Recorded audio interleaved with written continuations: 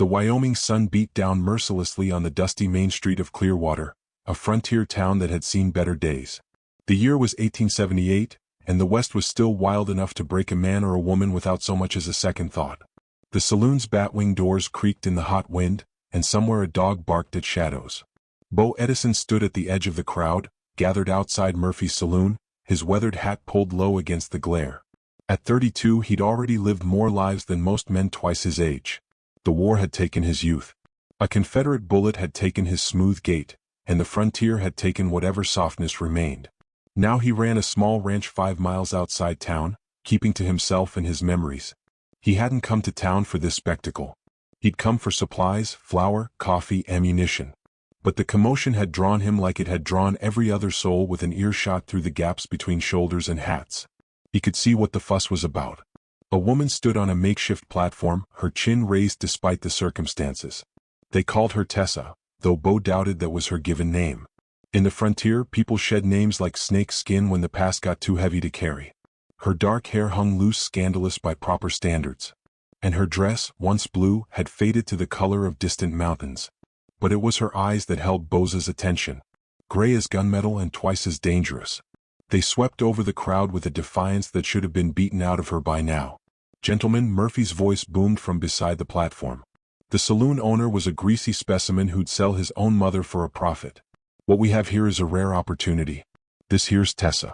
Untamed, unbroken, but clever as a fox. She can read, write, and figure numbers better than most men. Just needs a firm hand to guide her." Bo's jaw tightened. The practice wasn't uncommon in these parts. Women with no family, no prospects, no protection ended up being auctioned for marriage or worse. The law turned a blind eye, and decent folk pretended it didn't happen in their town. "She's got spirit." "I'll grant you that," Murphy continued, gesturing wildly. "Tried to run 3 times, but for the right man she could be quite the asset. Strong back, quick mind. Starting bid at $50. The crowd stirred. A few men called out numbers, their intentions written plainly on their faces. Bo recognized most of them ranch hands who spent their pay on whiskey and cards. Drifters who'd be gone by next season, men who saw women as possessions to be used and discarded. Tessa's eyes found his through the crowd. For a moment their gazes locked, and Bo saw something flicker across her face. Not hope exactly, but a sort of grim curiosity, as if she were cataloging him, filing him away in whatever mental ledger she kept of the men who decided her fate. 75, shouted Jake Rockefeller from the back. Bo knew him by reputation, a brute who went through hired help like kindling. His last housekeeper had left town with a broken arm, and wouldn't say how she'd gotten it. 80. This from a traveling merchant whose wagon Bo had seen parked behind the saloon.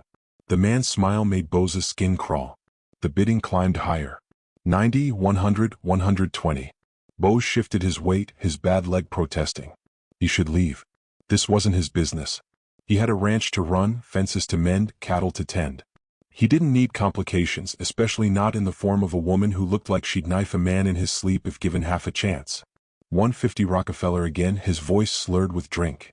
Tessa's hands, Bo noticed, were clenched so tight her knuckles had gone white, but her face remained impassive.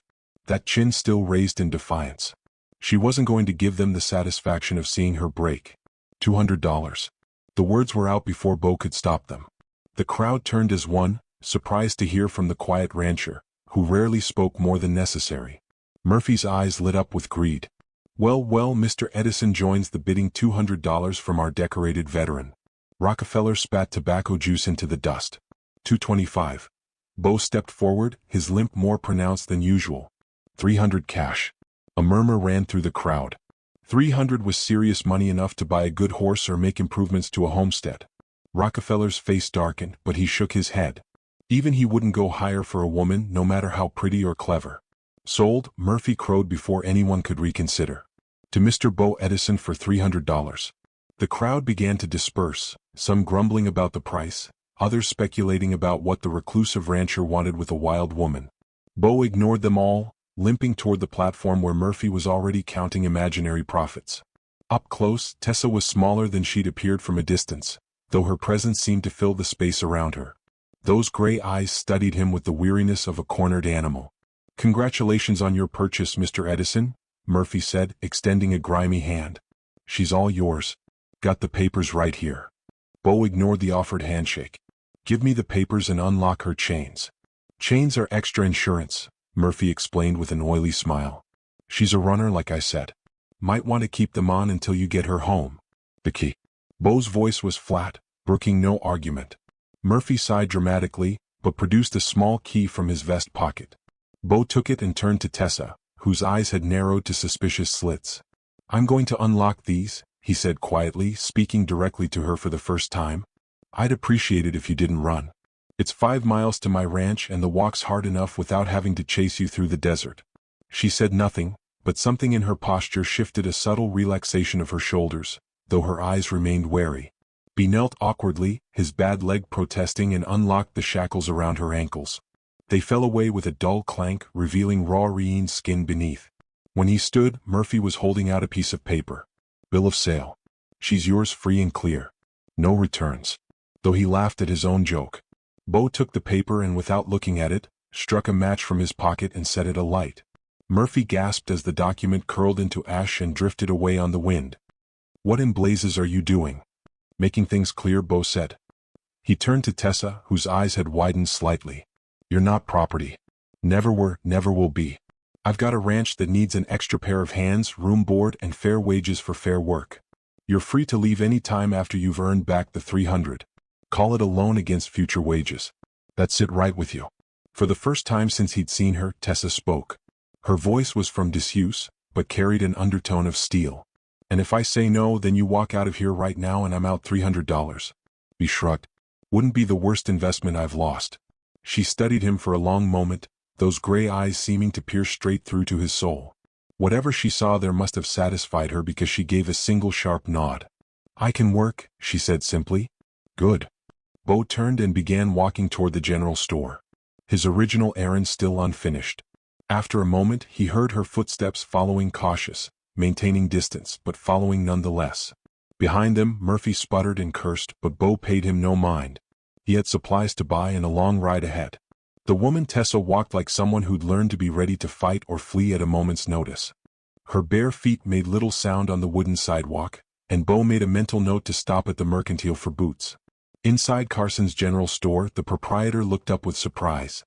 His eyes darted between Bo and Tessa, clearly bursting with questions, but too polite or too wary of Bo to ask. Need the usual supplies, Carson, Bo said. And a pair of women's boots, sturdy ones. While Carson gathered the flour, coffee, beans, and ammunition, Bo noticed Tessa had drifted toward the shelves of fabric and notions. Her fingers hovered near a bolt of practical brown cloth, not quite touching, as if she'd been trained not to want things. Add 5 yards of that brown cloth, Bo told Carson, and thread to match. Tessa's head snapped up, but she said nothing. Carson wrapped the purchases efficiently, his curiosity evident but contained. Bo paid and gathered the supplies, noting how Tessa immediately picked up her share without being asked. The walk to where he'd left his horse and wagon was conducted in silence. The afternoon sun was beginning its descent, painting the dusty streets in shades of gold and amber. A few townspeople stared openly, but most had the sense to keep their thoughts to themselves. Bo's horse, a steady bay gelding named Churchill, waited patiently in the shade. The wagon was old but well-maintained, like everything else Bo owned. He loaded the supplies carefully, aware of Tessa watching his every move. Can you ride? He asked. Yes. No elaboration, no story of where she'd learned. Just the single word. There's space on the bench or in the back. Your choice. She climbed onto the bench without hesitation, though she sat as far from where he would be as possible. Bo understood the need for distance. He'd felt it himself after the war, that instinct to keep space between yourself and others, to always have an escape route planned. As he took up the reins, he noticed her feet dusty, calloused with old scars that told their own stories. The boots he'd bought sat in their box in the wagon bed, but she hadn't put them on yet. Maybe she was waiting for permission. Or maybe she just didn't trust gifts. Either way, Bee didn't push. The road out of town was rough, carved by countless wheels and hooves. Churchill knew the way home and needed little guidance. The silence between them wasn't comfortable exactly, but it wasn't hostile either. It was the quiet of two people taking each other's measure. What? Tessa asked suddenly as they passed the last buildings of Clearwater. Bo didn't pretend to misunderstand. Murphy's had a room above his saloon, walls thin as paper. 2 weeks ago I was in town for supplies and stayed late. Heard you refuse his advances through the floor.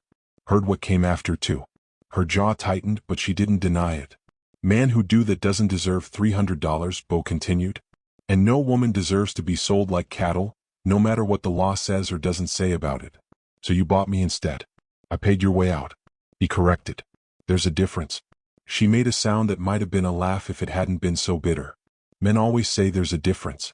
Maybe so. Bo kept his eyes on the road ahead. Guess you'll have to judge for yourself.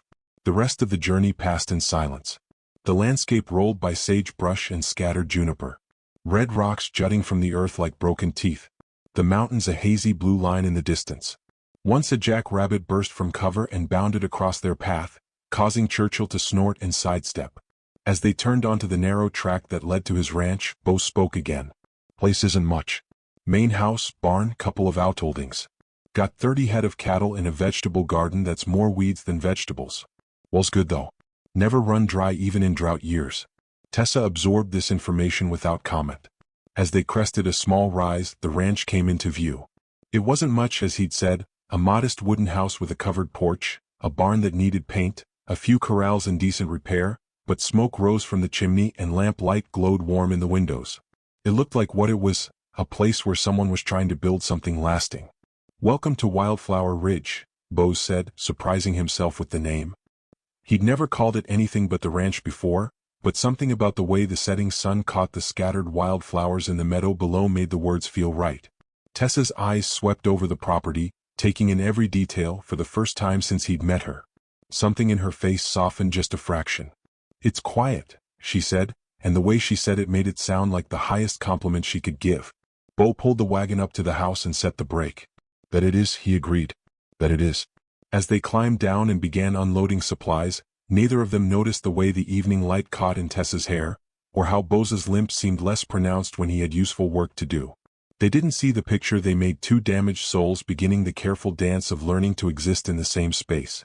But the mountains saw, and the wind knew, and the wildflowers nodded their approval in the gentle breeze. Something new was beginning at Wildflower Ridge, fragile as spring grass, but with the potential to grow strong and deep as the ancient pines. The first chapter of their story was written in dust and defiance, in $300 and a burned bill of sale.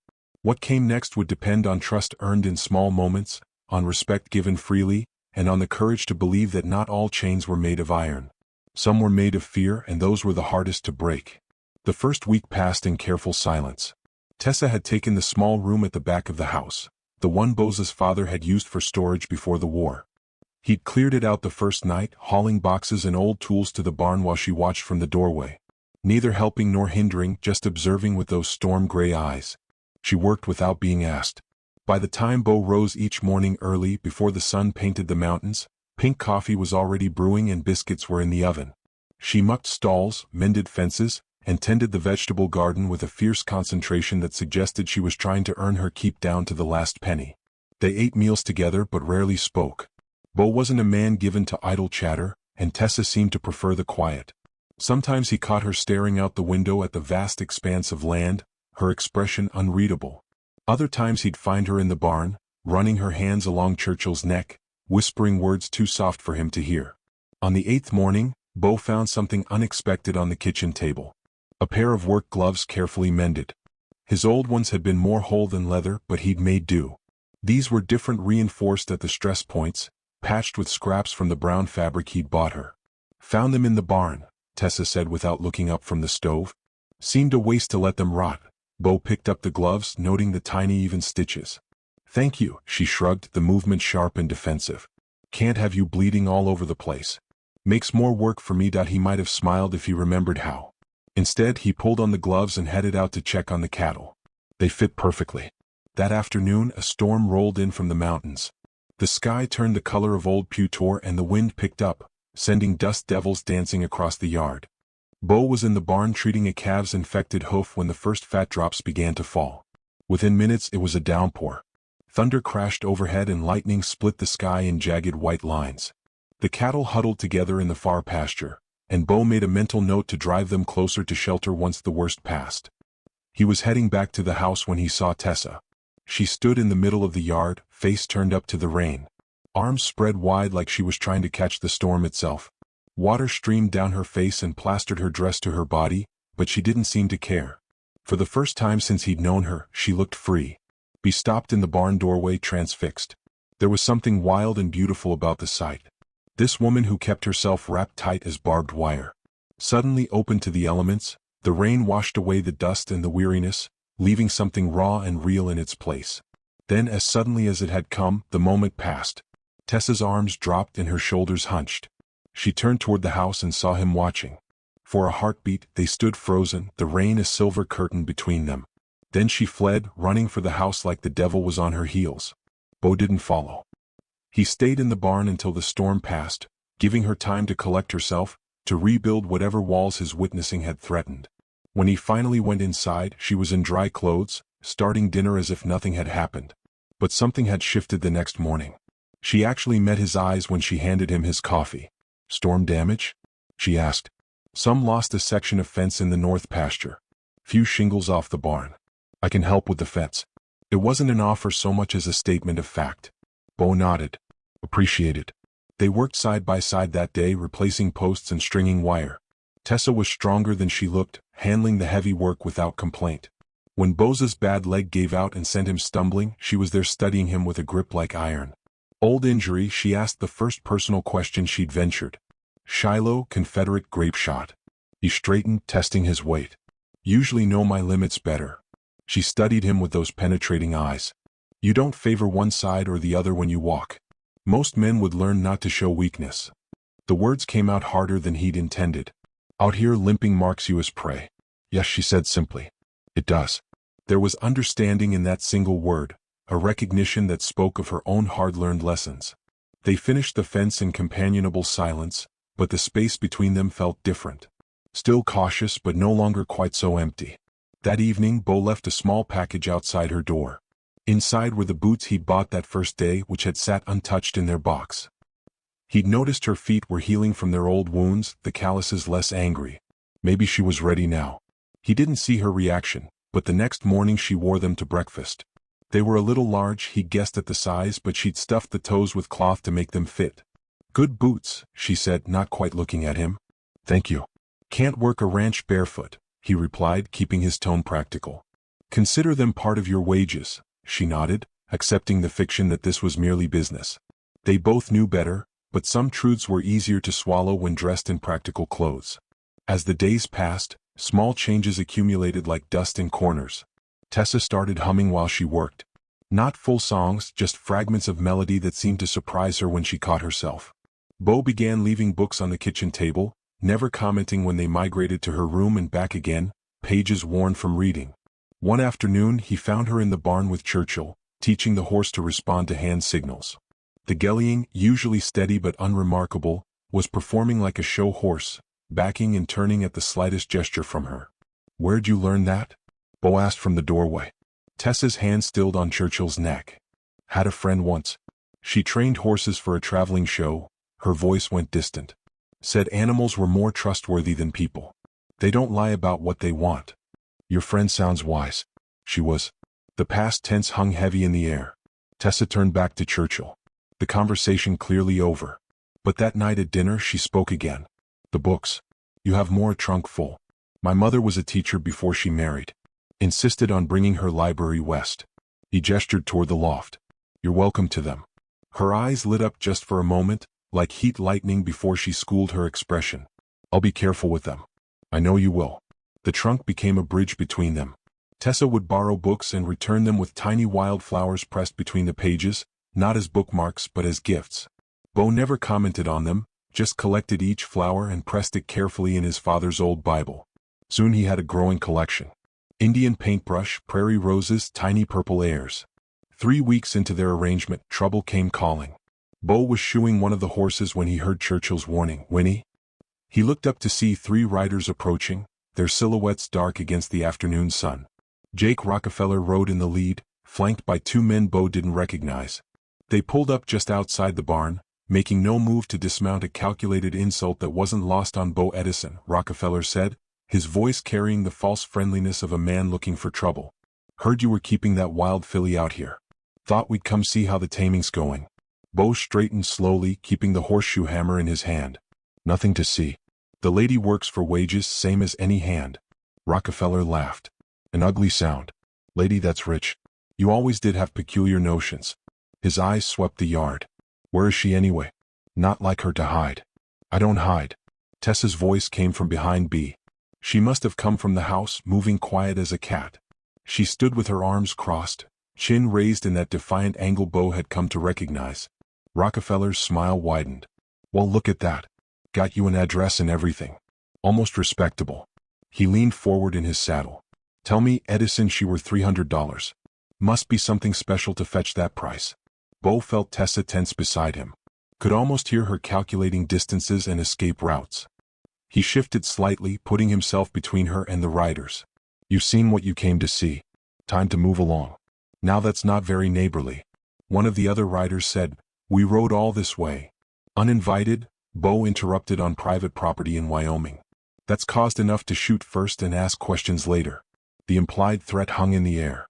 Rockefeller's hand drifted toward his sidearm. But Bo had fought in too many battles to be intimidated by a bully on horseback. He kept his stance easy, the hammer loose in his grip, and waited. It was Tessa who broke the standoff. She laughed a sound like breaking glass. 3 grown men come all this way to gawk at a woman doing honest work. Must be a slow day in town. The rider on the left flushed red. Watch your tongue, woman. Or what? She stepped out from behind Bo, and he saw she held a pitchfork in her hands, the tines gleaming sharp in the sun. You'll bid on me again. Sorry, boys. Auction's over. For a moment, violence trembled in the air like heat shimmer.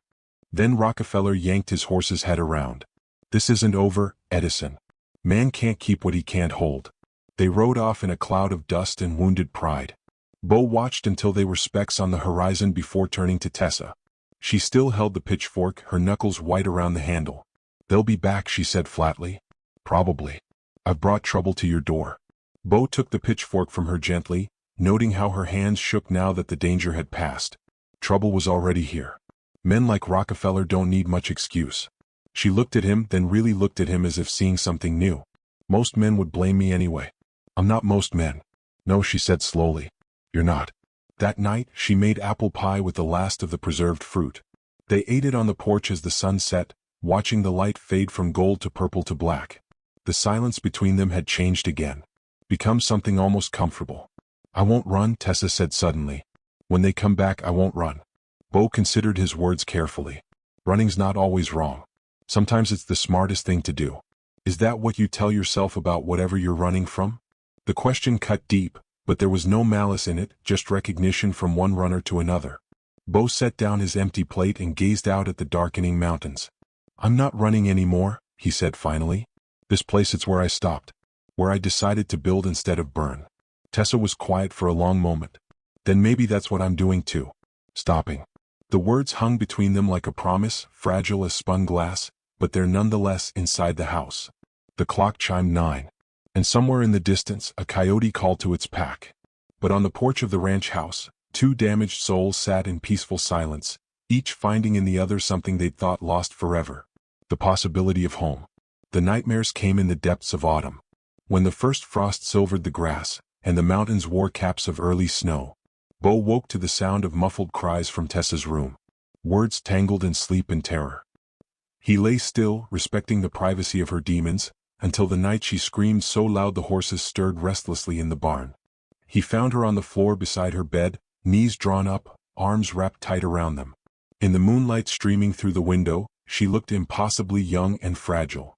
When she saw him in the doorway, she didn't flee or put up walls. She just stared with eyes that held too much memory. Sorry, she whispered. Didn't mean to wake you.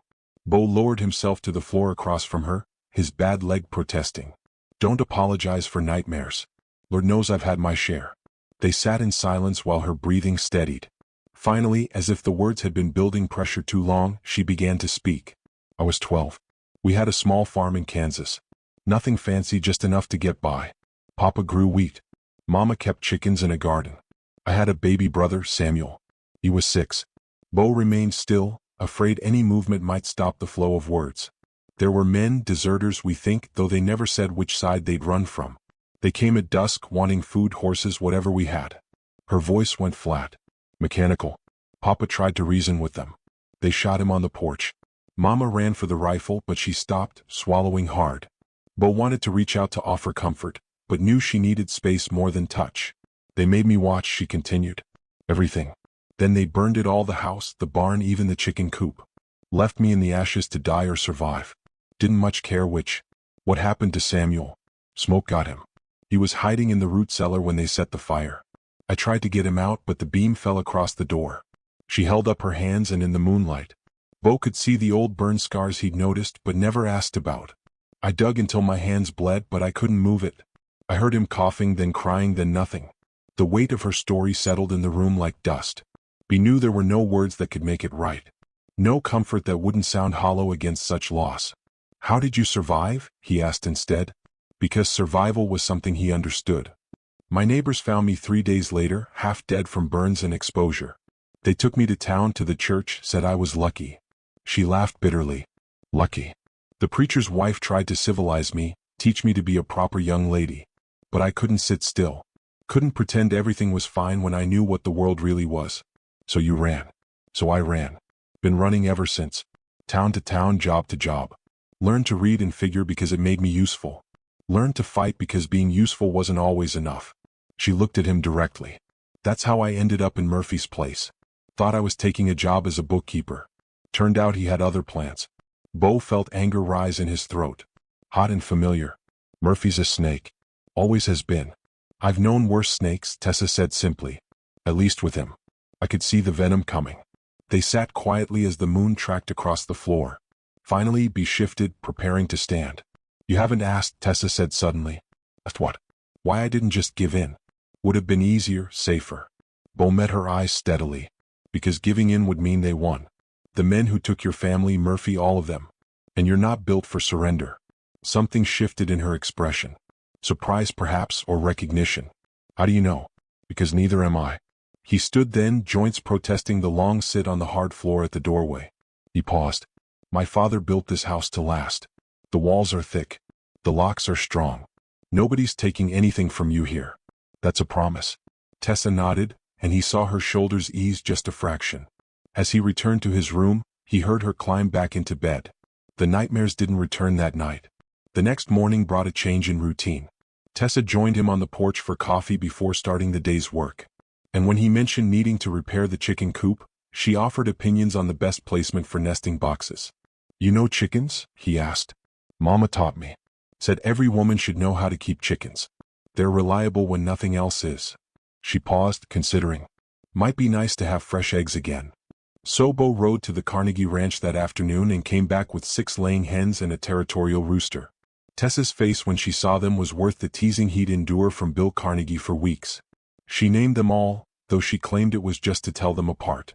The rooster became Napoleon because he's small but thinks he's emperor. And the hens were Cleopatra, Marie, Catherine, Isabella, Victoria, and Joan. All queens and warriors, be noted. Seem fitting, Tessa replied, scattering feet while Napoleon strutted importantly around her feet. They're survivors, aren't they? As autumn deepened, their partnership found its rhythm. Tessa took over the household accounts. Her quick mind catching errors Bo had been making for months. She expanded the garden, coaxing life from soil he'd thought too poor for anything but sage. In return, he taught her to ride properly, to rope and brand, to read the weather and cloud formations and wind patterns. You're a natural, he said one day as she brought in a stray calf she'd roped on her first try. Had a good teacher, she replied. And Bo felt warmth spread through his chest that had nothing to do with the afternoon sun. They were checking fence lines near the property boundary when Tessa suddenly reined in her horse, a steady mare named Dolly that Bo had bought from a neighbor. What is it? Bo asked, hand moving instinctively to his rifle. Tessa pointed to a cluster of rocks near a small spring. Someone's been camping here. Fires may be 2 days old. Bo dismounted to investigate. She was right. Someone had made a crude camp. And recently, cigarette butts and empty cans suggested they hadn't been concerned about leaving traces. Could be drifters, Bo said, but his gut told him otherwise. Could be. Tessa's tone suggested she didn't believe it either. Or could be Rockefeller's men scouting. They finished checking the fence in tense silence, both scanning the horizon for threats. That night, Bo loaded extra ammunition and placed his rifle by the door. Tessa noticed but said nothing. Just checked the locks twice before bed. The attack came 3 nights later. Bo woke to Churchill's frantic gnawing and the smell of smoke. He grabbed his rifle and rushed outside to find the barn ablaze, flames already licking at the roof beams. The horses. Tessa appeared beside him, still in her night dress, but carrying a bucket. They worked desperately to free the panicked animals. Be kicked down stall doors while Tessa led horses to safety, her calm voice cutting through their terror. The heat was overwhelming. Smoke thick as winter wool. They'd gotten all but one, a young Gelliang named Grant, who was trapped when a beam fell across his stall. When Bo heard the shot, he spun to see Tessa fall, clutching her arm, blood seeping between her fingers. Well. Jake Rockefeller emerged from the shadows. 2 men flanking him. Looks like we interrupted something. House fires are dangerous things. Sometimes people don't make it out. Bo moved to shield Tessa. Rifle raised. You've made a mistake, Rockefeller. Have I way I see it. Your barn's burning, your woman's shot, and you're outnumbered 3-1. Seems like you're the one who made the mistake. Keeping what wasn't yours. Behind him, Bo heard Tessa struggling to stand. I'm nobody's to keep, she said through gritted teeth. Rockefeller laughed. Still got that mouth on you. We'll see about that once Edison's out of the way. The standoff stretched taut as wire. Bo calculated angles, distances, chances. He might take 1, maybe 2, but not all 3 before they got him. And then Tessa would be alone. That's when Napoleon struck. The rooster, who must have escaped when they freed the horses, came out of nowhere in a fury of feathers and spurs. He went for the nearest gunman's face, wings beating, talons raking. The man screamed, dropping his weapon to protect his eyes. Bo didn't waste the opportunity. His first shot took the second gunman in the shoulder, spinning him around. He was levering another round when Tessa's voice rang out. Drop it, Rockefeller. She'd retrieved the fallen gun and had it trained on Rockefeller despite her wounded arm. Her hands were steady as stone. For a moment, Rockefeller considered his options. Then more hoofbeats thundered into the yard. Bill Carnegie and 3 of his hands rode in, rifles drawn, attracted by the fire's glow. Evening, Jake, Carnegie said pleasantly. Seems you're on the wrong property and committing arson from the looks of it. Rockefeller's face twisted with rage, but he was beaten and knew it. This isn't over, he snarled at Bo. Yes, Bo said quietly. It is. You come near my property or miss Tessa again. They'll find you feeding the coyotes. That's not a threat. It's a promise. Carnegie and his men escorted Rockefeller and his wounded companions away. They'd see them to the sheriff. Though Bo doubted much would come of it. Frontier justice was often more about balance than law. The barn was beyond saving. B and the Carnegie hands worked to keep the fire from spreading while Tessa sat on the porch pressing a cloth to her arm. When the flames finally died to embers, B found her there. Napoleon perched protectively beside her. Let me see, he said gently, kneeling beside her chair. The wound was a graze, painful but not serious. He cleaned and bandaged it with the same careful efficiency he'd learned tending wounded soldiers. Tessa watched his face while he worked. You would have let them kill you, she said. To protect me? Yes. Why? Bo finished tying the bandage before answering. Because some things are worth dying for and some people are worth living for. She was quiet for a long moment. Then the barn's gone. Barns can be rebuilt. Grant didn't make it out. No. B's throat tightened. But you did. That's what matters. Tessa looked at him with those storm gray eyes that had seen too much. I've lost everything before. I know how to start over. But this, she gestured at the smoldering ruins. This was yours, your father's, and I brought destruction to it. B caught her uninjured hand in his, feeling the calluses from honest work, the strength in those small fingers. You brought life to it. First time in years this place felt like more than just somewhere to hide. That's worth any barn. She didn't pull her hand away. I was going to plant flowers there, she said, nodding toward the ruined structure. Thought morning glories might look nice climbing the walls. Then we'll build it back better, B said, with a proper trellis for morning glories. Napoleon crowed suddenly as if in agreement. Despite everything, Tessa smiled, a real smile that transformed her face from merely pretty to beautiful. Brave little soldier, she murmured to the rooster. Save the day. Remind me to get him extra corn. B said, hero deserves a reward. They sat together as dawn approached, hands linked, watching the last of the smoke rise into the lightning sky. The barn was gone, but something else had been forged in the fire, a bond tested by violence and found stronger than the flames. The man who called himself Thomas Whitfield arrived on a Tuesday morning when the November sky hung low and gray as old Pewtor. Bo was working with Bill Carnegie in his hands to raise the frame of the new barn, the air ringing with hammer blows and good-natured ribbing. Tessa saw him first from where she was directing the placement of support beams. A lone rider on a bay horse. Dressed too fine for ranch country, black coat without a speck of dust. Boots that gleamed like oil. Her instincts, honed by years of reading danger and small details, prickled to attention. Company she called to be, who was balanced on a crossbeam. Bo looked up, shading his eyes against the pale sun. The rider had stopped at the gate, making no move to dismount, uninvited, the gesture of a man who understood frontier etiquette, or wanted to appear to. "I'll see to it," Bo said, climbing down. But Tessa was already walking toward the gate, and something in her purposeful stride made him follow. "Good morning," the stranger called, touching his hat brim. He had the kind of face that inspired trust, open features, warm brown eyes, a ready smile. Tessa distrusted him immediately. "I'm looking for Mr. Bo Edison." "You found him," Bo replied, stopping beside Tessa. "What can I do for you?" "Thomas Whitfield from the First National Bank of Cheyenne." He produced a card from his vest pocket with a flourish. "I'm here about an opportunity that could significantly benefit your operation." Carnegie and his men had stopped working to watch.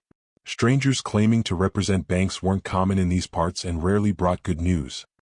"I'm listening," Bo said carefully. Whitfield's smile widened. "Perhaps we could speak privately. What I have to discuss involves financial matters that might be sensitive." Tessa felt tense beside her. Like most ranchers, he carried debt for seed equipment. The lumber now being shaped into a new barn. The wrong word from a banker could mean ruin. "Whatever you have to say can be said here," Bo replied. "These are my neighbors. We don't keep secrets." "Admirable," Whitfield said smoothly. "Very well. The bank has recently acquired significant holdings in railroad development. We're looking for strategic partnerships with established ranchers along the proposed routes. Your property, Mr. Edison, sits directly in the path of progress." He produced a leather portfolio, extracting a map marked with red lines.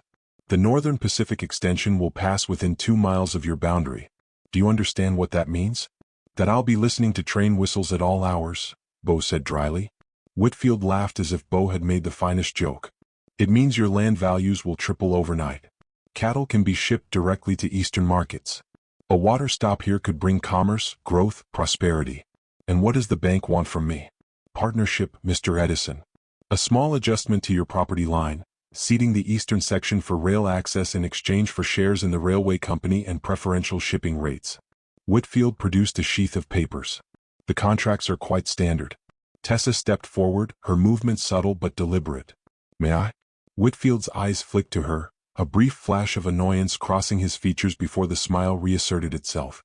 "I'm sorry, miss, but these are complex legal documents." "Then it's fortunate I can read complex legal documents."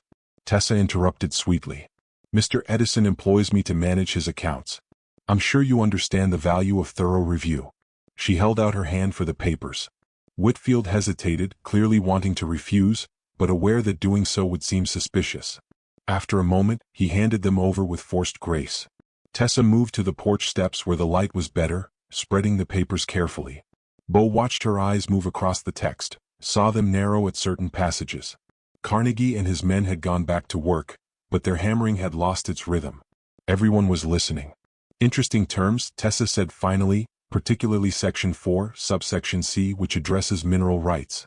Whitfield supplied helpfully. "Standard protection for the railroad's interests." "Standard?" Tessa's voice carried a note of innocent inquiry that Bo had learned meant danger.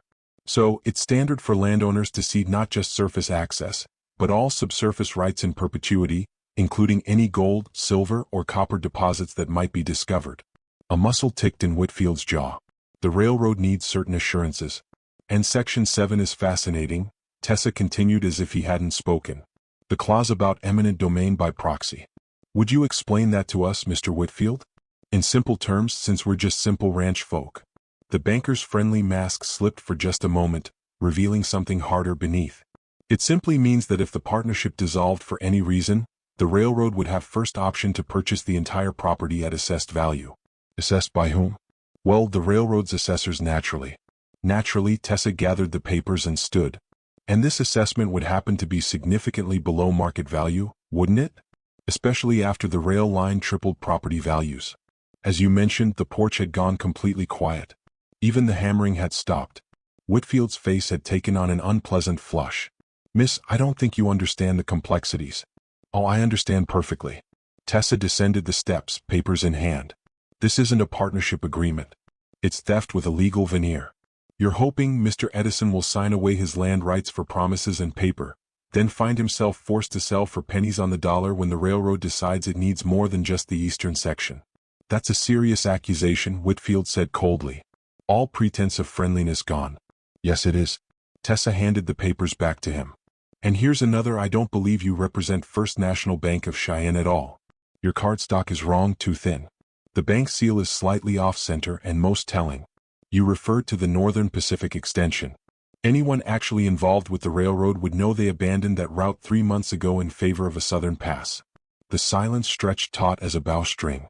Whitfield's hand drifted toward his coat, but stopped when he noticed Carnegie's men had all found reasons to be holding hammers or standing near their rifles.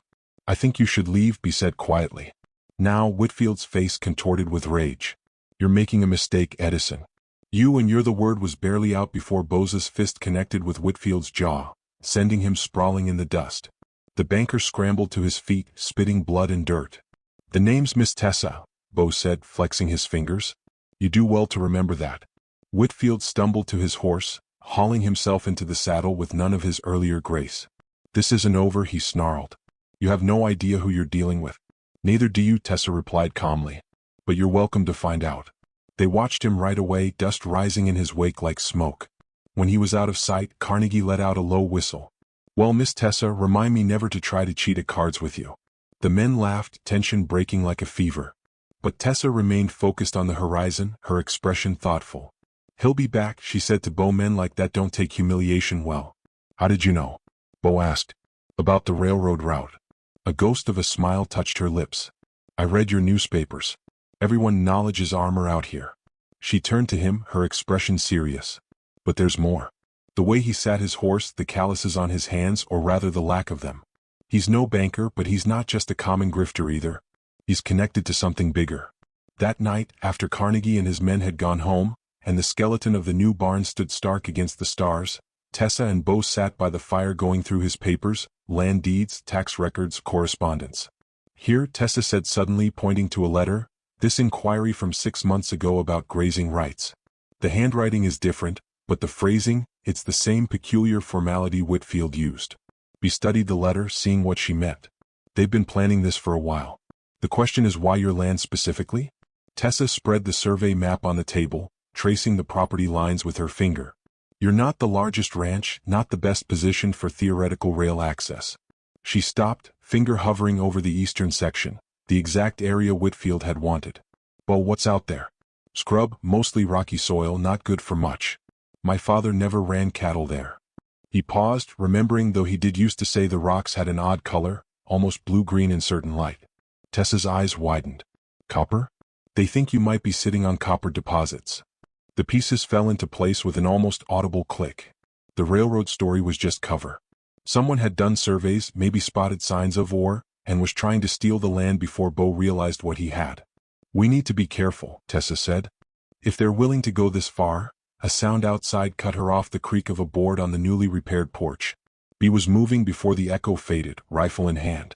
But when he yanked open the door, there was no one there, only a paper tucked under a rock. The message was brief.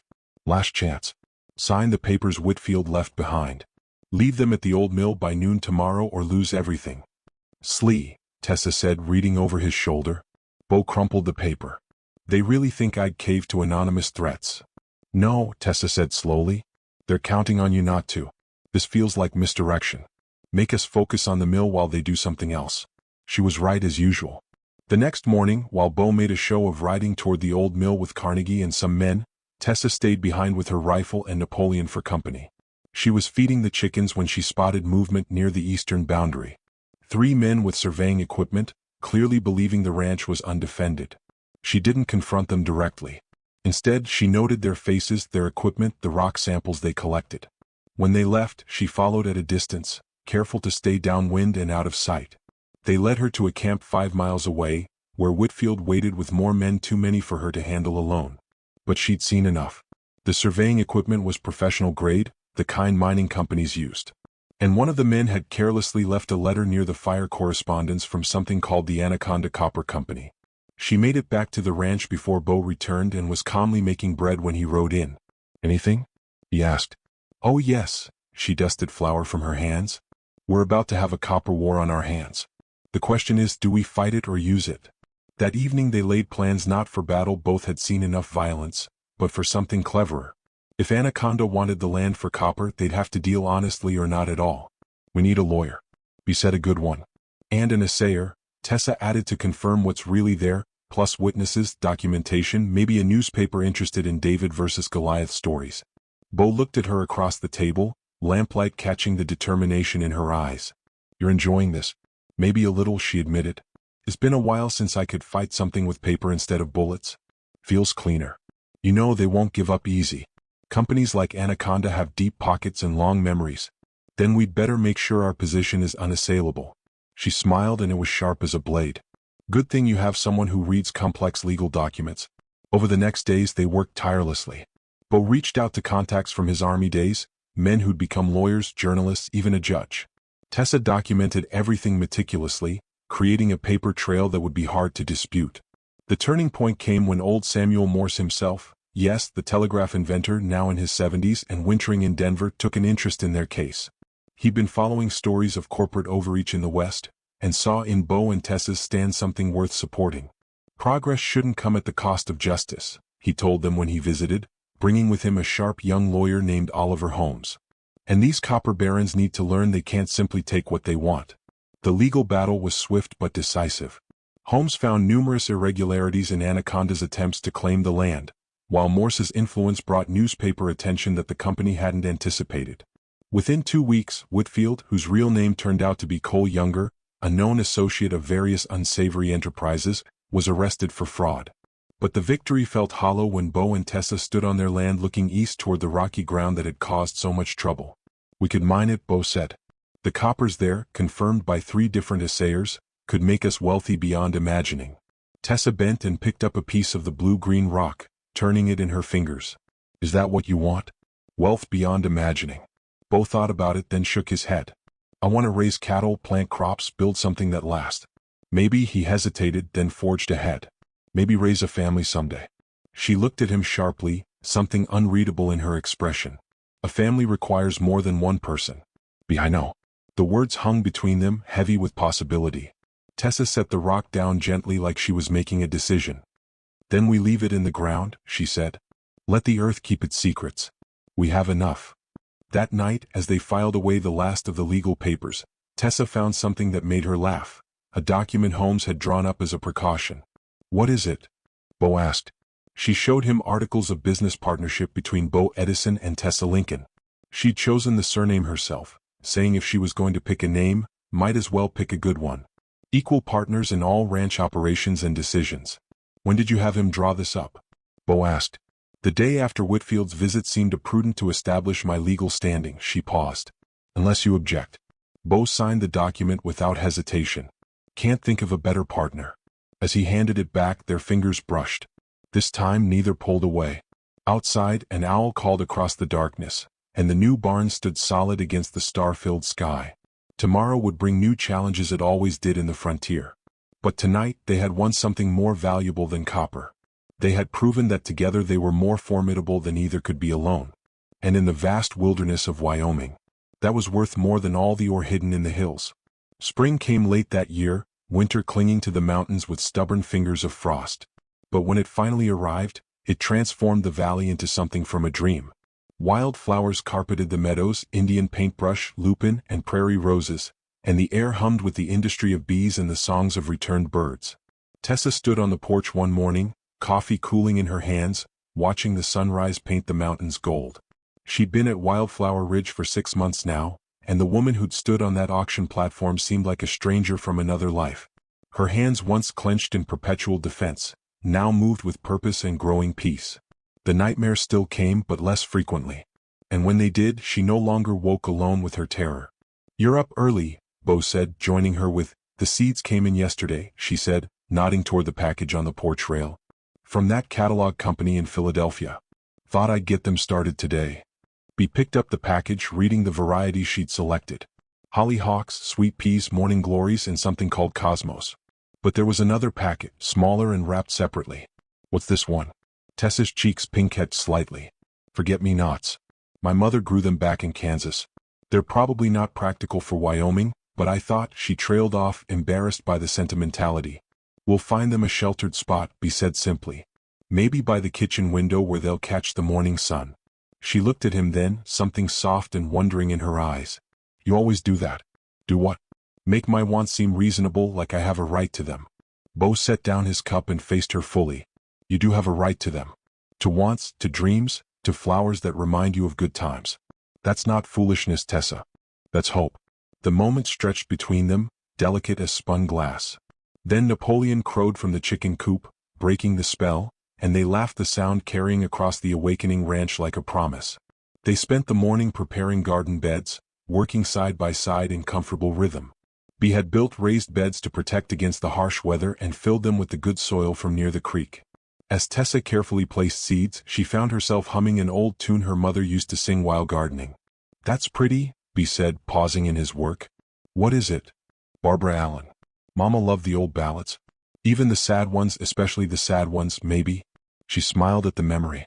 She said they reminded her that heartbreak was survivable, that people had been losing and loving and going on since time began. Wise woman. She was. Tessa pressed soil gently over the seeds. "I think she would have liked you." It was the first time she'd ever suggested Bo might have met her family. Might have been part of her life before tragedy rewrote it. The weight of that inclusion wasn't lost on either of them. That afternoon, while Bea worked with the cattle, Tessa tackled the house. She'd been making small changes over the month's curtains for the windows, rag rugs for the floors, dried flowers in mason jars. But today she had a larger project in mind. In the attic, she discovered a trunk of Bo's mother's belongings, including packets of seeds labeled in a careful hand. The labels were faded but legible. "Roses from my mother's garden in Virginia. Larks traded with Mrs. Henderson for preserving recipes. Blackeyed Susans remind me of home." Each packet was a story, a connection to the woman who'd made this house a home before war and loss emptied it. Tessa spread them on the kitchen table, sorting through what might still be viable. Some were too old, but others found treasure. She startled. Bea stood in the doorway and she couldn't read his expression. These were his mother's things.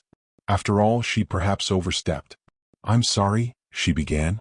"I should have asked before." "No." He moved to the table, picking up a packet labeled Sweet Williams, Elizabeth's favorite. His voice was rough. She would have wanted them planted. Would have hated them sitting useless in the dark. "Elizabeth, my sister, died of fever when she was 7. Mother planted these every year after. Said they helped her remember the sweet parts instead of just the loss." Tessa touched his hand gently. "We'll plant them all. Make a memory garden. Would that be all right?" Bo turned his hand to grasp hers. "More than all right." They worked together that afternoon, creating a special bed near the house for Mrs. Edison's seeds.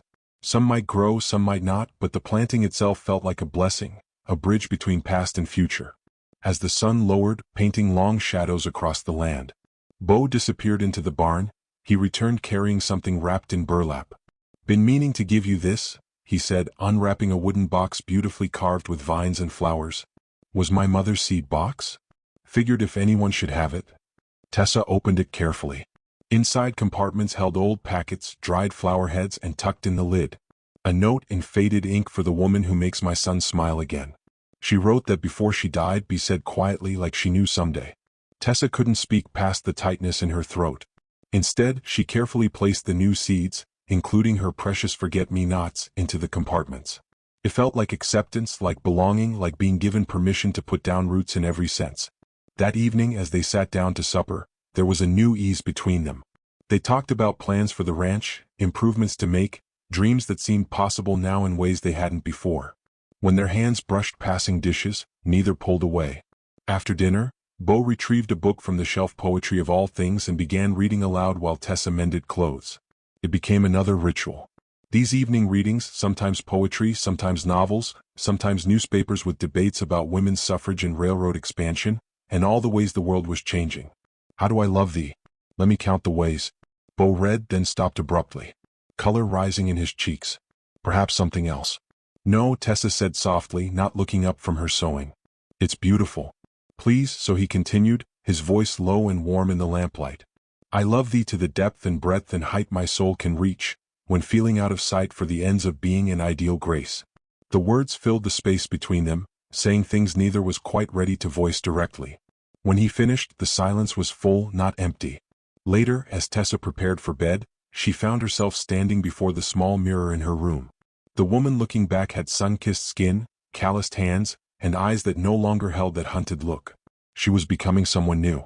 Not the farmer's daughter from Kansas, not the wild woman from the auction block, but something else entirely. Someone who planted gardens and kept chickens and worked beside a good man as an equal partner. Someone who was learning to hope. The next morning brought an unexpected test of that hope. Tessa was collecting eggs when she heard horses approaching, several of them. Her hand went automatically to the rifle she'd learned to keep nearby, but B was already moving to intercept the visitors. 3 women rode up to the gate, dressed in traveling clothes, but with the confident seat of those raised to the saddle. Tessa recognized the lead rider. Mrs. Carnegie, Bill's wife, but the others were strangers. "Morning, Bo," Mrs. Carnegie called. "Hope you don't mind an unannounced visit." These ladies were most insistent on meeting the woman who faced down Anaconda Copper with nothing but wit and paper. The woman to her left, elegant despite the dust of travel, smiled warmly. "Helen Whitman," she introduced herself. "I write for the Denver Post. Women's interest stories, they call them, though I'd argue surviving corporate theft attempts interests everyone." The third woman, younger and dressed in divided skirts that marked her as either very progressive or slightly scandalous, grinned. "Susan Anthony, and yes, before you ask, that Susan Anthony is my aunt. She sends her regards and wants to know if Miss Tessa might be interested in speaking at a suffrage meeting." Tessa felt the ground shift beneath her feet. She'd grown comfortable in her small world with B. But this attention, expectations, the possibility of a larger stage awakened old fears. "I just only did what needed doing," she managed. "Exactly," Helen said, dismounting with practiced ease. "Do you know how rare that is? A woman standing up to powerful men using intelligence and courage instead of masculine protection. You're a symbol, Miss Tessa, whether you meant to be or not." B moved closer to Tessa, not touching but present. "Solid. Miss Tessa values her privacy," he said mildly. "And we have work to do." But Susan had already spotted the garden beds, the new plantings. "Oh, you're creating something beautiful here, may we see?"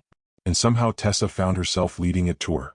The women exclaiming over her practical innovations, the raised beds, the water collection system Bo had helped her design. The way she'd integrated flowers with vegetables for both beauty and pest control. "This is what I should be writing about," Helen said, producing a small notebook. "Not just the dramatic confrontation, but this building something lasting, making a home in the wilderness. Do you mind if I sketch the layout?" As the morning progressed, Tessa's weariness eased. These women weren't here to gawk or judge. They were genuinely interested in her ideas, her methods, her plans. When Susan mentioned her aunt's work with women's rights, Tessa found herself asking questions, thinking about larger implications. The vote's just the beginning. Susan explained over coffee and the apple cake Tessa had made that morning. It's about women owning property, controlling their own wages, having a say in the laws that govern them. What you're doing here, working as an equal partner, that's the future we're fighting for. Mrs. Carnegie, who'd been quieter than the others, finally spoke.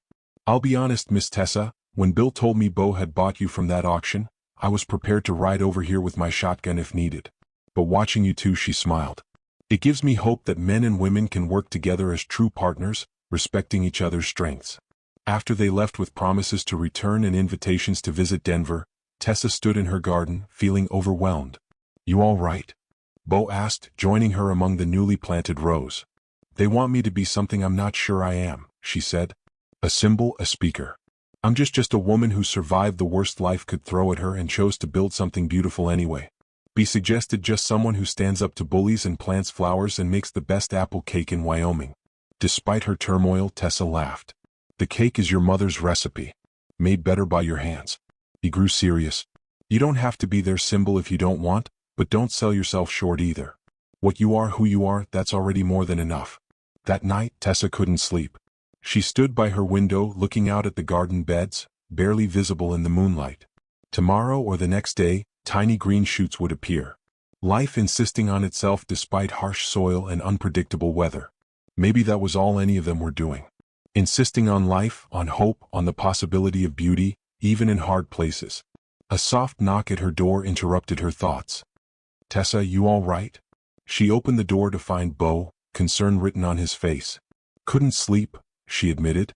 "Want some company just to talk?" he added quickly. They ended up on the porch, wrapped in blankets against the cool night air. The stars spread above them like scattered seeds, infinite with possibility. When I was in that auction, Tessa said suddenly, I'd given up.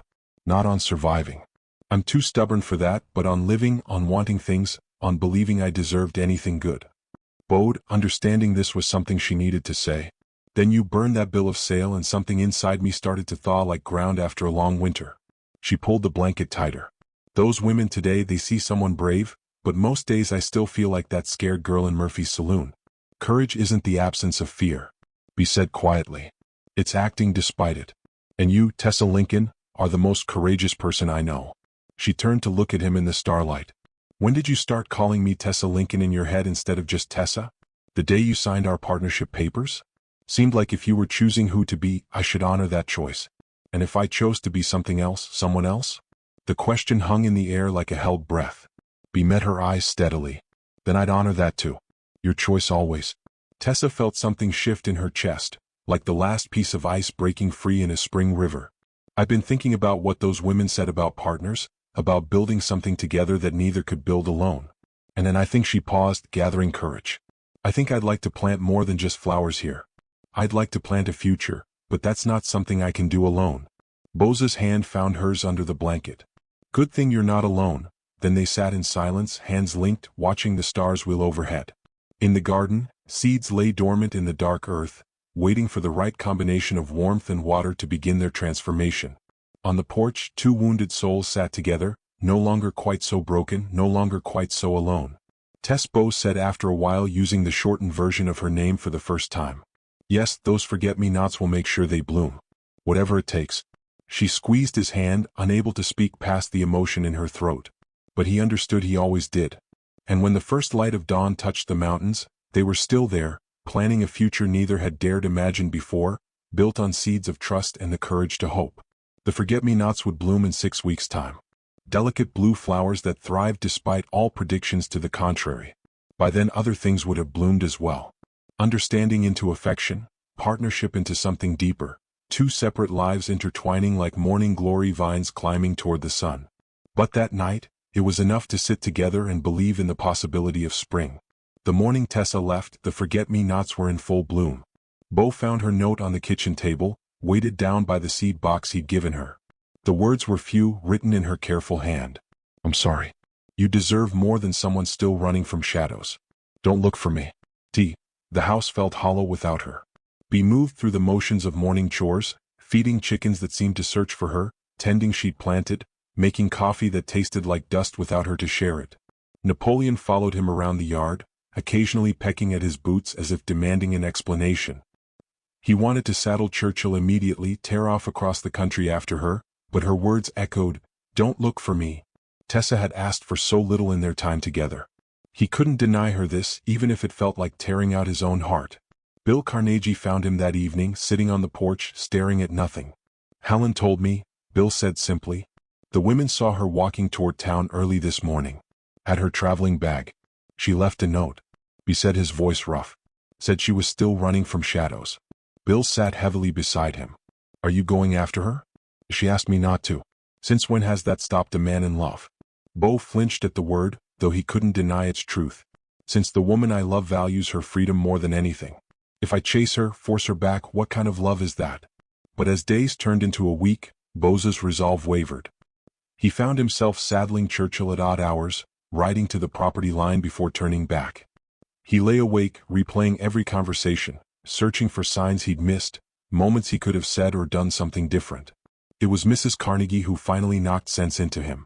She arrived on a Tuesday afternoon, her expression a mixture of sympathy and exasperation. Bo Edison, you're a fool, she announced without preamble. Good afternoon to you too, Clara. Don't you Clara me? She dismounted and tied her horse with sharp movements. That girl didn't leave because she doesn't care. She left because she cares too much. Bo stopped pretending to mend the harness he'd been holding. What do you mean? Lord, save me from obtuse men. Clara settled on the porch steps. Helen had tea with Tessa the day before she left. The girl was terrified. Be not a view of herself, of wanting something so much it scared her, of believing she could have happiness and then losing it. So she left to avoid losing it? Bo asked, confused. She left to protect you? Clara said gently. From her shadows, as she put it, From the broken parts she thinks will eventually poison everything good. It's twisted logic. But when has love ever been logical? Bose sank onto the steps beside her. What am I supposed to do? She doesn't want to be found. She doesn't want to be chased. Clara corrected. There's a difference. A woman who truly wants to disappear doesn't walk through town where people can see her. Doesn't leave a note. Doesn't take just one bag when she could have taken more. Hope stirred in Bose's chest, fragile as spring ice. You think she wants me to come after her? I think she needs to know that someone believes she's worth fighting for, not fighting with fighting for. There's a difference. That night, Bee stood in Tessa's room. She'd left it neat as a pin, bed made, few possessions gone. But on the windowsill sat a small pot with forget-me-not seedlings too young to transplant. She'd left them for him to tend. If she truly meant to sever all connections, would she have left something that needed care? He made his decision. The next morning he packed light bedroll provisions, the photograph of his parents he usually kept by his bed as an afterthought. He added the small leather journal where he'd pressed the flowers Tessa had left in books. If when he found her she should know he'd treasured everyone. The trail wasn't hard to follow. Tessa might know how to survive, but she wasn't trying to hide. The station master remembered her buying a ticket to Laram. In Laram, a boarding house proprietor recalled a quiet woman matching her description who'd stayed 2 nights, paying in advance but leaving early. Seemed troubled. The woman told Bo, kept to her room, barely ate. I asked if she was all right and she said she was just passing through. Had the saddest eyes I ever saw from Laramie. The trail led to Cheyenne. Bo felt like he was following a ghost, always a few days behind, catching glimpses in people's memories. A shopkeeper who'd sold her provisions, a livery owner who'd rented her a horse, said she was heading to Denver. The man recalled, warned her about traveling alone, but she just smiled, not a happy smile. Mind you, said she'd been alone before. In Denver the trail went cold. The city was too big, too busy with too many places for one woman to disappear. He spent 3 days checking hotels, boarding houses, even the shops he thought might appeal to her. Nothing. Discouraged and trail-weary, he found himself in a small cafe near the stockyards, nursing coffee that reminded him painfully of quiet mornings on the ranch. That's when he heard a familiar voice from the kitchen. No, Mrs. Alcott. The accounts don't balance because you're entering the flour purchase twice. See here. Bee's heart stopped. He rose, moving toward the kitchen door, and there she was, Tessa. Her hair pinned up severely, wearing a plain gray dress, showing the elderly cafe owner something in a ledger. She looked thinner, shadows under her eyes, but it was unmistakably her. She glanced up at his movement and froze. Every emotion played across her face. Surprise, joy, fear, resignation before settling into careful blankness. Mr. Edison, she said formally. How unexpected. Mrs. Alcott looked between them, sharp eyes taking in the tension. I'll just go check on the bread, she said diplomatically, disappearing into the back room. They stood facing each other across the small kitchen, a lifetime of words crowding the space between them. You left, Bo said finally, hating how accusatory it sounded. I did. Her chin lifted in that familiar, defiant angle. I thought it was best. Best for who? For you. The words burst out like water through a dam. You don't understand, Bo. The nightmares were getting worse, not better. I'd wake up certain the house was burning, that Samuel was crying, that those men were coming. I couldn't breathe sometimes. Couldn't think past the fear. How could I burden you with that? Did I ever act burdened? No. Her voice dropped to a whisper. That's what made it worse. You were so patient, so kind. You deserve someone whole, not someone held together with stubborn will and borrowed time. Bo moved closer, saw her tense but stand her ground. Tessa, do you know what I was before you came? A ghost haunting my own life. Going through motions, existing but not living. You think you brought shadows, you brought light? She shook her head. You don't understand. Then help me understand. He was close enough now to see the unshed tears in her eyes. Tell me why a woman who fought corporate thieves and faced down armed men would run from the first good thing in her life. That broke her. The tears came. Then silent streams down her cheeks. Because I've lost every good thing I've ever had. My family, my home, my innocence. I can't lose you too. So I left before you could be taken from me. Bee's heart cracked at her logic. Twisted by trauma, but making perfect sense to someone who'd had everything ripped away. Tess, he said softly, using the name he'd whispered in his dreams. Look at me. She did. Those storm-gay eyes liquid with pain. I'm not your father or mother or Samuel. I'm not going anywhere. Not unless you send me away. And even then I'll just end up in some cafe in Denver hoping for glimpses of you over coffee. A sound escaped her. Half laugh, half sob. I'm not worth this. Bo, the chase, the grand gestures. I'm just a damaged woman who doesn't even know who she really is. I know who you are. He pulled the journal from his coat, opened it to show the pressed flowers. You're the woman who leaves beauty in unexpected places, who stands up to bullies and tends chickens and makes gardens bloom in impossible soil. You're my partner in every way that matters. Tessa stared at the flowers, touching one gently. You kept them. Everyone, just like I've kept every moment, every smile, every time you trusted me with a piece of your story. He set the journal on the counter. I have something else. From his shirt pocket, he withdrew a small item wrapped in cloth. Inside was an ivory hair comb delicately carved with forget-me-nots. It was my mother's, he said. One of the few things she brought from Virginia that I've been carrying it for a week, working up the courage to give it to you, not as a chain or a claim, but as a promise that you'll always have a home, whether you choose to share it with me or not.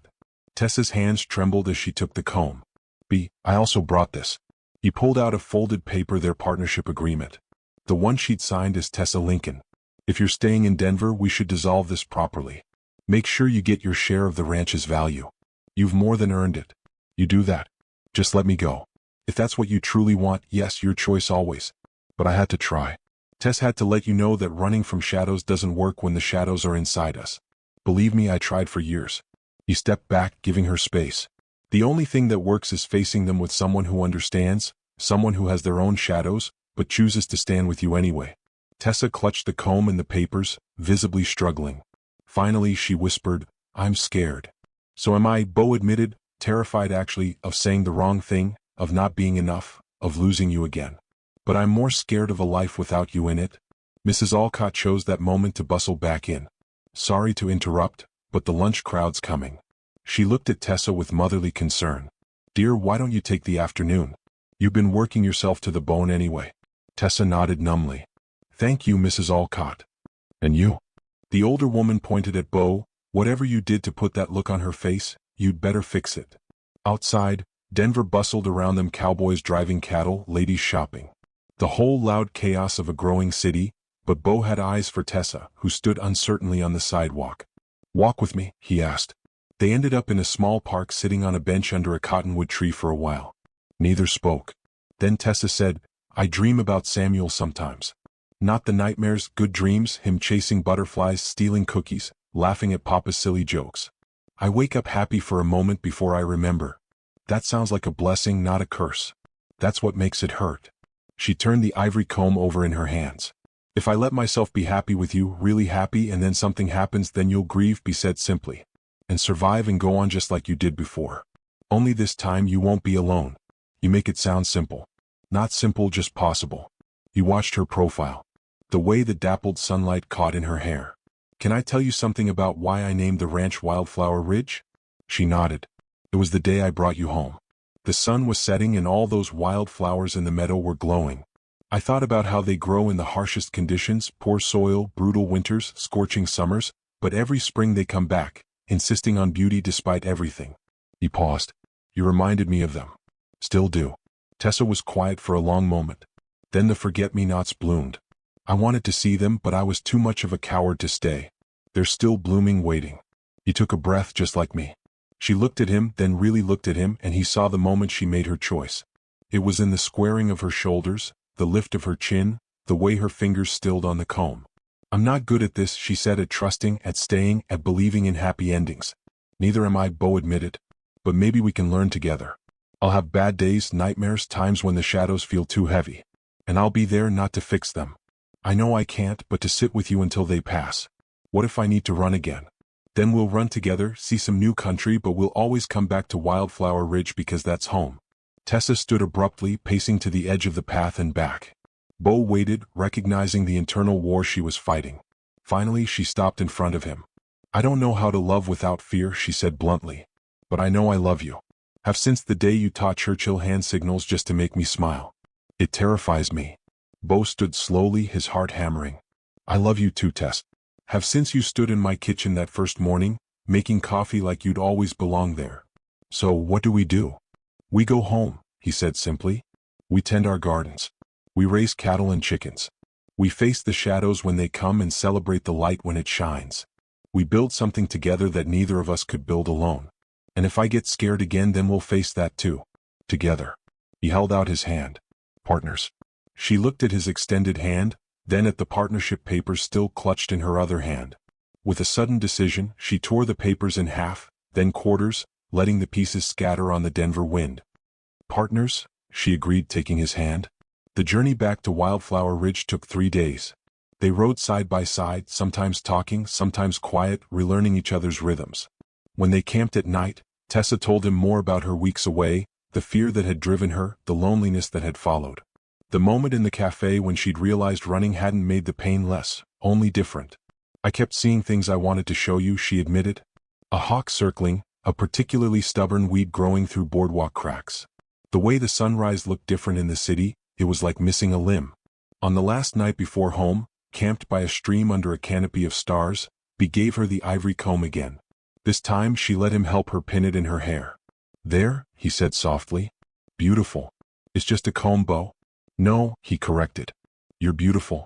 The comb's just lucky to be along for the ride. She kissed him then under the vast Wyoming sky, and it was like coming home, familiar and new, tender and fierce. A promise and a benediction all at once. When Wildflower Ridge came into view the next afternoon, Tessa made a small sound, half gasp, half sob. The gardens were thriving, explosions of color against the austere landscape. The forget-me-nots had spread, creating a blue carpet beneath the kitchen window. You kept it all going, she whispered. I had help. Bill and Clara some of the hands. Even Napoleon did his part, though mostly he just terrorized anyone who tried to collect eggs. Bo paused. They'll be glad you're back. Especially Napoleon. He's been insufferable. As if summoned, the rooster came strutting around the corner of the house. He stopped dead at the sight of Tessa, then rushed forward with a crow that sounded suspiciously like, welcome. Hello, you ridiculous bird, Tessa said, laughing through tears as Napoleon pranced around her skirts. Did you miss me? The reunion with the other animals was equally enthusiastic. The hens clustered around her feet. Churchill nickered from the pasture. Even the barn cat emerged to wind around her ankles. It was, Bo thought, like the whole ranch had been holding its breath and could finally exhale. That evening, as they sat on the porch watching the sunset paint the mountains, Tessa leaned against Bee's shoulder. I'm still scared, she admitted. I know, but I'm more scared of a life without this, without you. Bo pressed a kiss to her temple. Then we'll be scared together. Seems fitting, two people who've seen the worst choosing to believe in the best. When you put it like that, it almost sounds sensible. Well, we can't have that. What would the neighbors think? She laughed. The sound carrying across the ranch like a blessing. In the garden, the flowers nodded in the evening breeze, the tough native plants and the tender cultivated ones growing together. Proof that beauty could thrive in even the harshest ground with care. Patience and the courage to put down roots. Summer came to Wildflower Ridge like a blessing, painting the valley in shades of gold and green. The drought that threatened other ranches seemed to pass them by. Their well ran deep and true, and the creek that bordered their property maintained its flow. Tessa's gardens flourished, becoming a riot of color that could be seen from the main road. They worked side by side through the long days, falling into rhythms that felt both new and ancient. Bee taught Tessa to read the signs of weather and cloud formations and wind patterns. She taught him patience with growing things, how to coax life from stubborn soil. In the evenings they sat on the porch, sometimes reading aloud, sometimes just watching the stars emerge like scattered seeds across the darkening sky. The change in how the town viewed them came gradually. At first there were whispers the wild woman was back, living openly with Edison now. But as weeks turned to months, and Tessa and Bo continued their quiet life of hard work and mutual respect, the whispers faded. When they came to town for supplies, people nodded respectfully. When Tessa advised other women on gardening or accounting, they listened. You've become respectable, Clara Carnegie teased one afternoon, visiting for tea and to see the gardens. How does it feel? Strange, Tessa admitted, pouring tea from her mother's china, one of the few things she'd allowed herself to buy with her earnings. I spent so long being the outsider, I hardly know what to do with belonging. You wear it well, Clara said warmly. Both of you do. I haven't seen Bee this settled since before the war. It was true. The haunted look had faded from Bo's eyes, replaced by something that might have been contentment.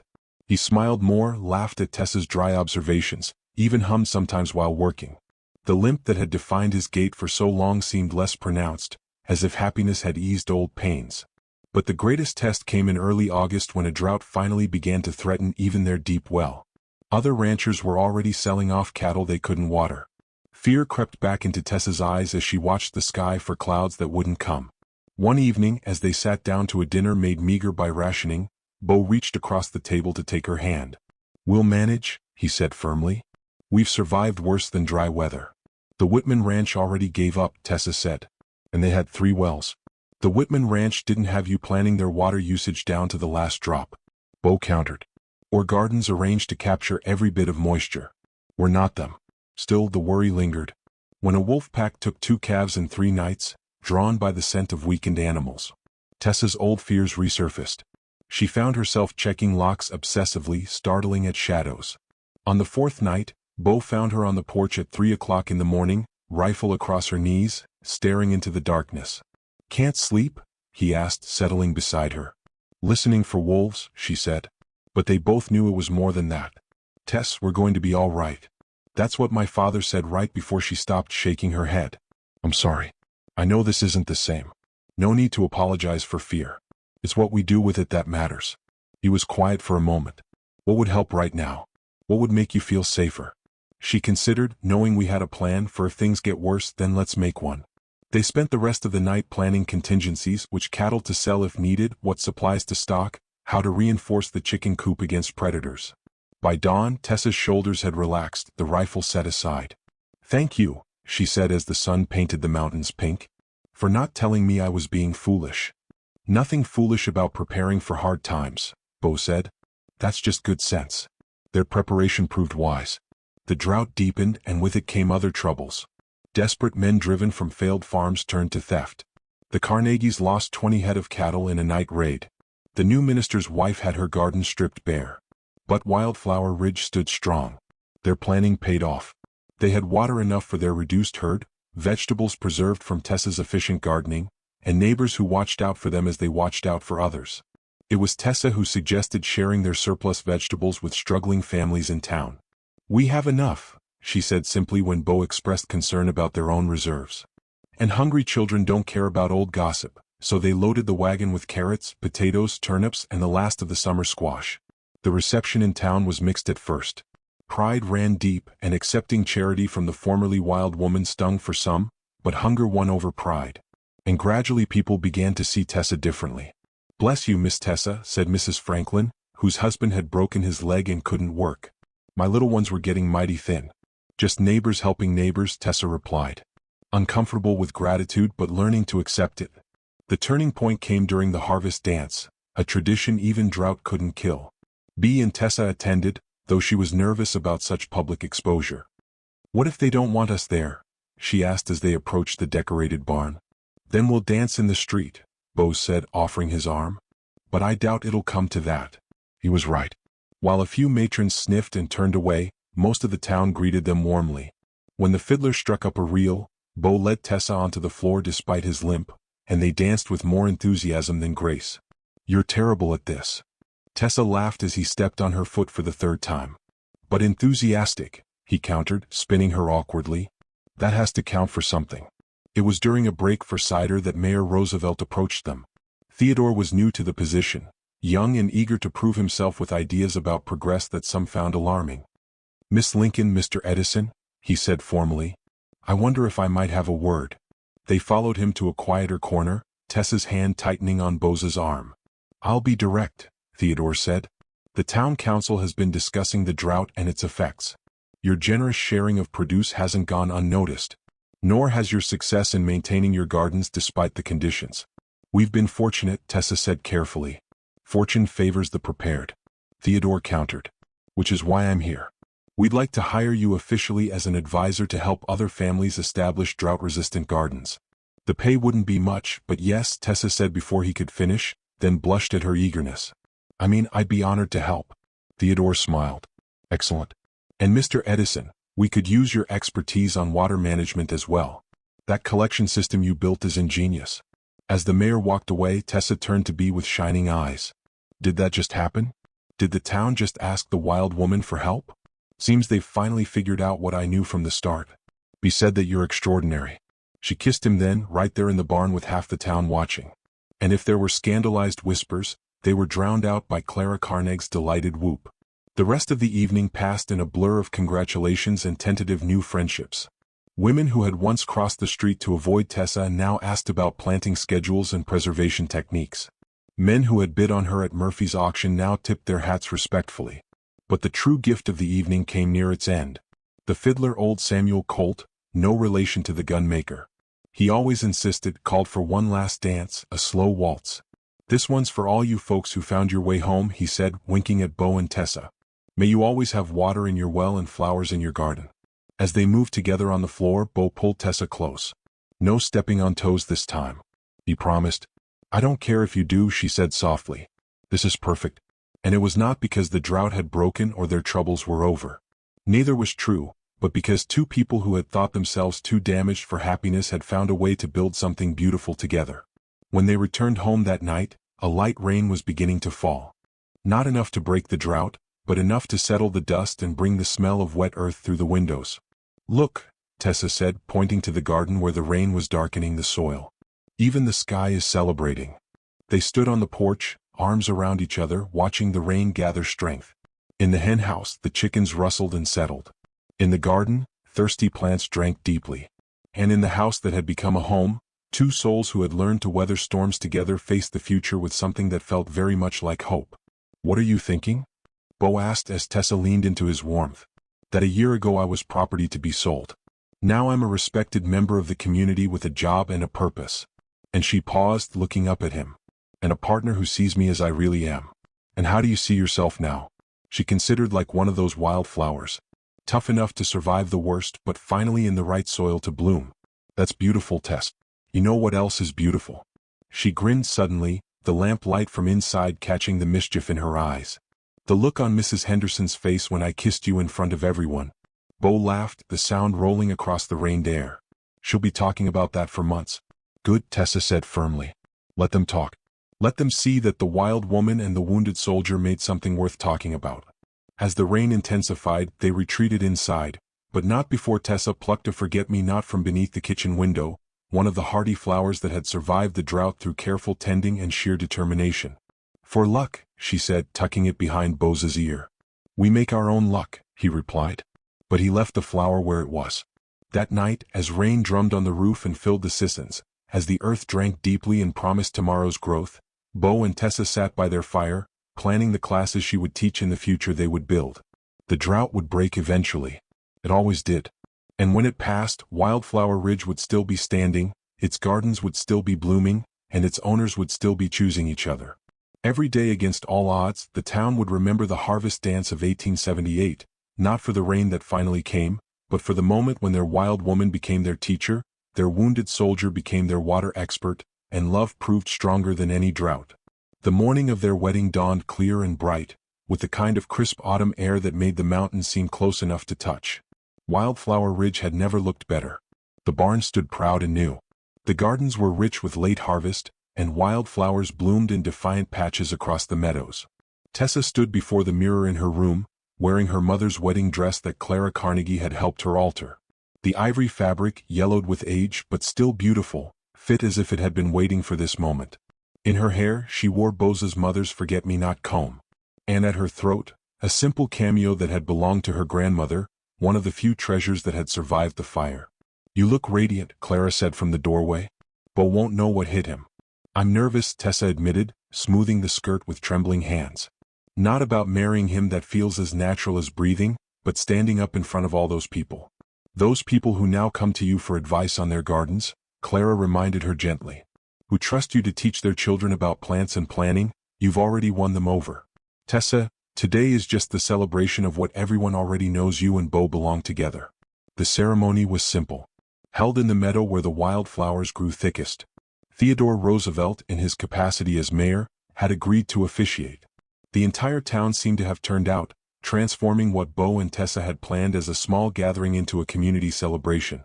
Bo waited at the makeshift altar, wearing his father's suit and looking more nervous than Tessa had ever seen him.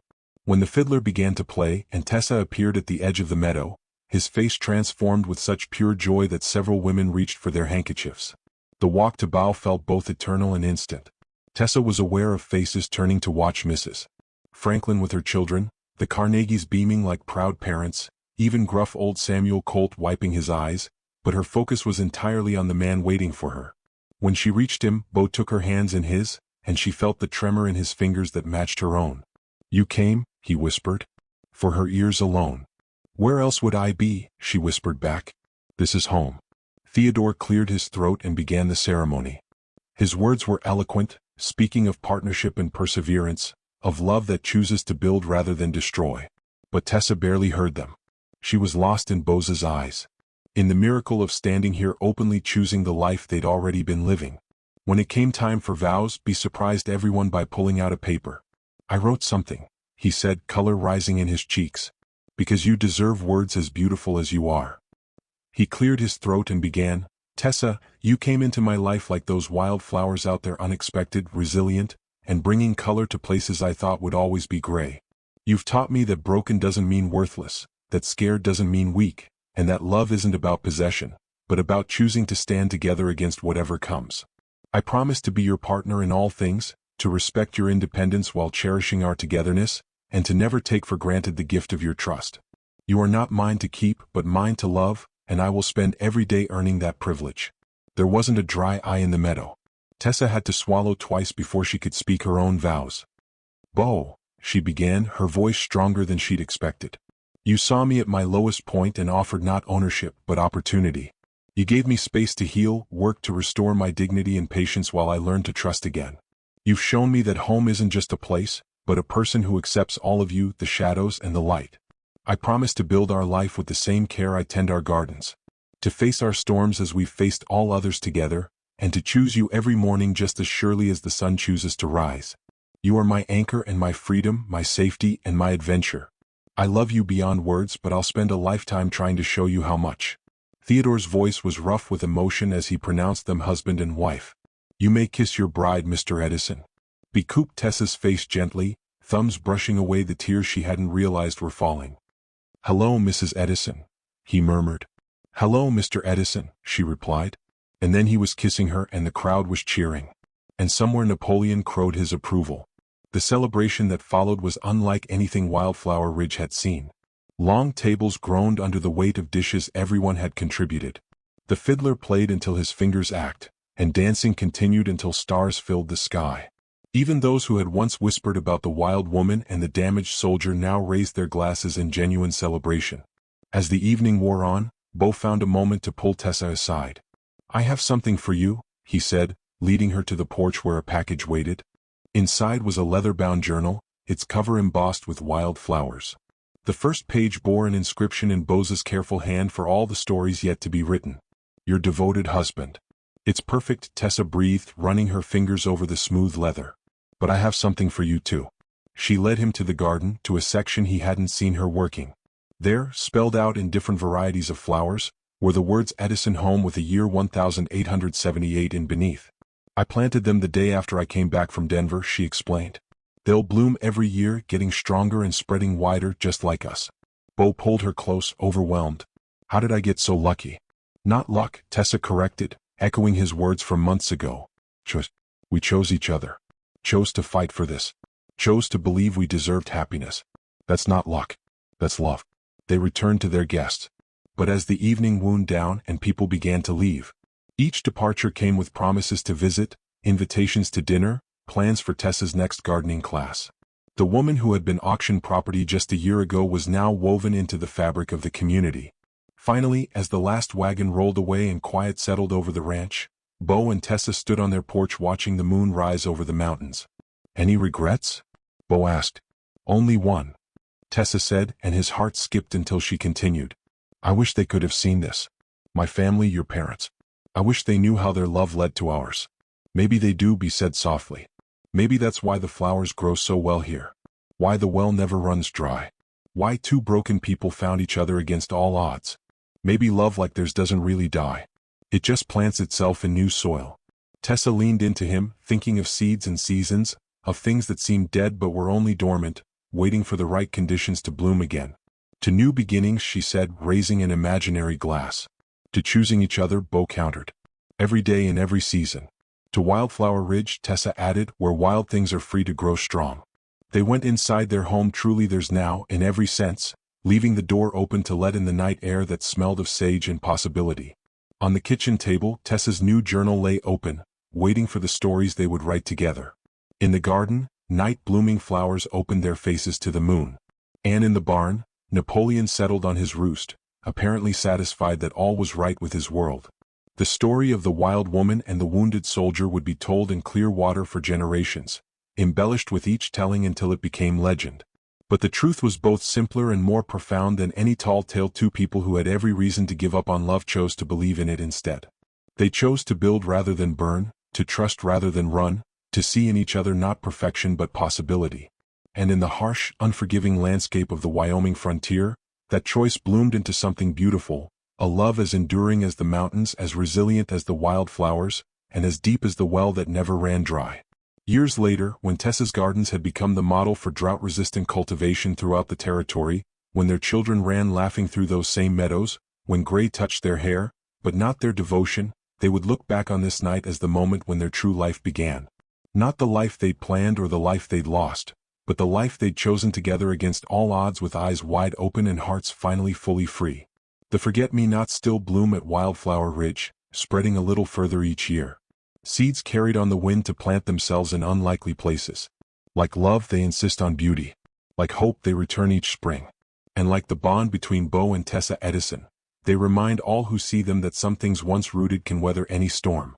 Thank you so much for listening to this story of love, resilience, and second chances in the Wild West. I hope Bo and Tessa's journey touched your heart as much as it touched mine while sharing it with you. I'd love to know where in the world you're listening to this story. Please leave a comment below and let's connect over our shared love of these frontier tales. If you enjoyed this story, please subscribe to Wild West Stories 1850 and hit that like button. And if you really want to help this story reach more listeners who need to hear about love conquering all odds, please hit the hype button. Until our next adventure in the Old West, remember, like those wildflowers at Wildflower Ridge, we're all stronger than we think. Happy trails, partners.